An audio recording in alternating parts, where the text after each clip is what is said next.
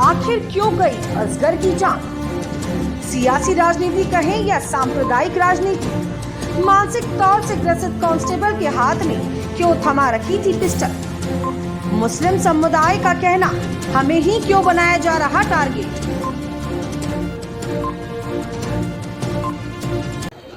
नमस्कार, इस वक्त की खास खबर में आप सभी का स्वागत है। इस वक्त की बड़ी और सनसनीखेज खबर आपको जयपुर शहर से दिखाने जा रहे हैं।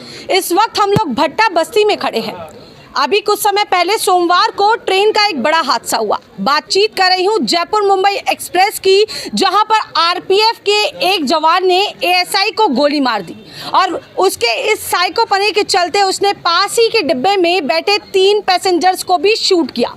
उसमें से एक व्यक्ति जो जयपुर का रहने वाला था, जो भट्टा बस्ती का बताया जा रहा है, जिसका नाम है असगर, आज उसकी डेड बॉडी उनके घर पे आ चुकी है।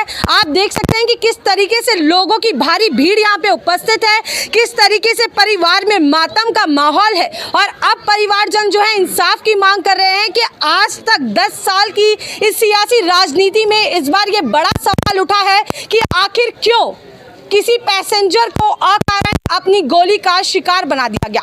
अब बड़ा सवाल यह है कि चुनाव नजदीक है, अब क्या सत्ता पलटने वाली है? क्या बड़े सवाल उठने वाले हैं कि क्यों आखिर एक निर्दोष को गोली का शिकार बनाया गया?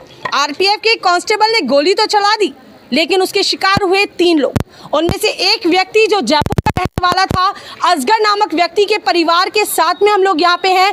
लोगों का भारी जमावड़ा है, परिवार के लोग यहाँ पे हैं। देख सकते हैं कि किस तरीके से अभी डेड बॉडी के आने के बाद में मातम छाया हुआ है, लोगों की भीड़ यहाँ पे इकट्ठी हुई है। साथ ही साथ अभी असगर के भाई हमारे साथ यहाँ पे मौजूद हैं। चलिए जानते हैं कि हादसा कैसे हुआ और परिवार में अभी क्या वर्तमान में स्थिति क्या है। नाम क्या है आपका? जी, मेरा नाम मोहम्मद अमानुल्लाह है। असगर के क्या लगते हैं आप? मैं उनका छोटा भाई हूँ। छोटे भाई हैं जी। आपके असगर जो है मुंबई में काम किया करते थे? जी, वहाँ काम के सिलसिले में आ रहे थे। अच्छा, वहाँ से गए थे तो वहाँ से वापस लौट रहे थे? नहीं, यहाँ से जा रहे थे। यहाँ से जा रहे थे, जी। ठीक है। तो यहाँ पे परिवार में काम करने वाले कितने सदस्य हैं जिनसे घर चलता है आपका? मैन यही था, घर का सदस्य यही था। अच्छा, जिसके पीछे आपका जो है घर का सब राशन पानी आता था? जी। और इनके पास 4 लड़की है, 1 लड़का है और घर का सबसे बड़ा यही था। सारी जिम्मेदारी इनके ऊपर थी। अब यही चला गया है तो अभी सारी जिम्मेदारी कौन लेगा? उनका 4 लड़की 1 लड़का और इनकी जिम्मेदारी कौन लेगा? ट्रेन में सफर करना पड़ा भारी।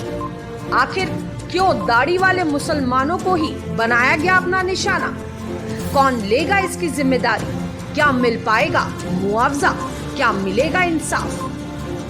गोली चली S6 में, आपको स्लीपर कोच में जो 6 बॉगी का डिस्टेंस है उसमें जा कर के असगर को गोली मारी जाती है। बेकसूर का कोई बात नहीं, 5:23 पे गोली मारी जा रही है। अब बताइए कि उस वक्त में क्या कसूर था असगर का गोली मारने का? एक जिसपे समाज, जिसपे पब्लिक भरोसा करके चल रही है, अब वो आदमी जानवर वाला सलूक, भेड़िया वाला सलूक वर्दी के आड़ में आकर के करे, क्या आप कह सकते हैं इसके बारे में? कहीं ना कहीं यहाँ पे लोगों का कहना है कि जिस तरीके से लगातार हिंसाएं बढ़ रही हैं, चुनाव नजदीक है, उसी तरीके से विशेषकर जो है मुस्लिम संप्रदाय को टारगेट किया जा रहा है। साथ ही साथ मेरे साथी भाइयों का ये भी कहना है कि वर्तमान में व्यक्ति अकेला सफर करना भी उसके लिए बहुत बड़ा मुश्किल काम है। उसकी जान पे खतरा लगातार बना हुआ है और इनका ये भी कहना है कि लगातार देख के कि किस मुस्लिम संप्रदाय से कौन व्यक्ति आता है, उसको ढूंढ कर उसे शिकार बनाया जा रहा है। देखा जा रहा है कि दाढ़ी वाला व्यक्ति है, मुस्लिम संप्रदाय से बिलोंग करता है, उसके बाद उस पे जो है गोलीबारी की गई है। ट्रेन के अंदर मुस्लिम सफ़र करते हैं तो सबसे बड़े टारगेट किया जाता है कि इसके अंदर दाढ़ी वाले कौन है। उसका दाढ़ी वाले देख के मैं भी सफ़र करता हूँ। सफ़र के अंदर जय श्री राम के नारे लगाए जाते हैं मुसलमानों को देख के, लेकिन हम लोग अपने व्यवहार के एतबार से और इल्म के एतबार से शांतिपूर्वक सफ़र करते हैं। अब यहाँ पर पॉइंट ये है, उसको गौर करने की बात ये है कि सिर्फ 3 दाढ़ी वालों को, वो भी अब्दुल कादिर हुसैन असगर ही क्यों टारगेट हुआ?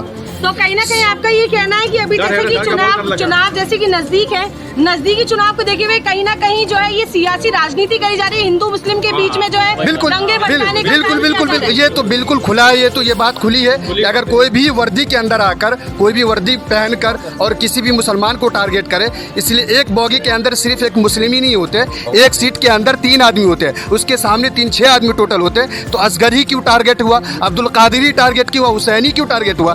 रामचंद्र भी हो सकते थे, विवेक भी हो सकते थे, और कोई भी हो सकते थे ना, लेकिन दाढ़ी वाले ही क्यों टारगेट हुए? गवर्नमेंट से मांग है कि इस परिवार से उसके बच्ची को या उसकी वाइफ को नौकरी दिया जाए और 1 करोड़ जो है कम से कम उनको जो है रकम दिया जाए, मुआवजा राशि दिया जाए जी। इससे आगे भी सरकार इस तरह का किया है, इस तरह का हादसा आपको जो है किया है, इस तरह का मामला, इस तरह की राशि दिया है, इनको भी दिया जाए। देखिए मैं आपको बात बताऊं, ये सीधा सर साफ दिख रहा है 2024 नज़दीक है। जब भी सेंट्रल चुनाव आते हैं तो बड़े इश्यूज पैदा होने लग जाते हैं। आपका नाम जानना चाहूँगी? मेरा नाम पप्पू कुरैशी है, समाज सेवी हूँ स्थानीय यहाँ का। और मैं इतना ही कहना चाहूँगा कि आज की राजनीति हो चुकी है कि मुसलमानों को कहीं भी कत्ले गारत करो और अपना वोट का पोलिटिशन करो, वोट एक तरफा लो। मुसलमानों को शिकार बनाया जा रहा है। अभी जैसे इन साहब ने बताया, बिल्कुल सही बात है कि जब अगर वो आदमी को मारना ही था तो 3 डिब्बों में से अलग अलग दाढ़ी वाले क्यों ढूंढे उसने? और भी कोई हो सकते थे, मगर ये सीधा सट ये है कि उसने जिस तरीके से उसका हत्या कर दी थी अपने दूसरे पुलिस साथी की, तो उसने देखा अब मेरा थोड़ा बहुत बचाव कैसे हो। तो आज इस देश में हालात हो चुके हैं, मुसलमान के साथ कोई भी अत्याचार करो तो उसके लिए एक मेजोरिटी समाज ढाल बन के खड़ा हो जाता है। अब देखो उसके बचाव में कहीं ना कहीं मीडिया आएगा ही ना कि वो तो सनकी है। आप ये बताओ, देश की गवर्नमेंट इतनी कायर हो चुकी कि एक सनकी मानसिक रोगी के हाथ में हथियार देगी तो देश की सुरक्षा कैसे होगी? फिर जब सुरक्षा वालों के हाथ में मानसिक रोगी होंगे तो फिर सुरक्षा कैसे होगी और सुरक्षा का विश्वास कैसे करेंगे फिर? तो और फिर वो खुला वो सब एक अपने बचाव में बोल रहा है ताकि मैं योगी मोदी का नाम लूं। तो देश में आपने देखा नहीं रेपिस्टों को माला डाल के स्वागत किया जाता है, किसी का मर्डर करके मुसलमान को छोड़ा जाता है तो उसका स्वागत किया जाता है। तो ये मुसलमानों को तो उन्होंने ढाल इसलिए बनाया है ताकि आगे चल के मेरा बचाव हो सके और हिंदू समाज मेरे पक्ष में उतर सके। और मैं आज मेरे हिंदू समाज के भाइयों से भी कहना चाहता हूँ कि ये जो दहशतगर्दी का माहौल है, ये जो जंगल राज दुनिया में लाया जा रहा है, कायम किया जा रहा है देश में, ये किसी के भी हक में अच्छा नहीं है। ये मानवता के हक में अच्छा नहीं है। आगे इसी तरीके की अगर घटना और होती रही देश में तो हमारा देश गलत दिशा में जा रहा है और देश का माहौल खराब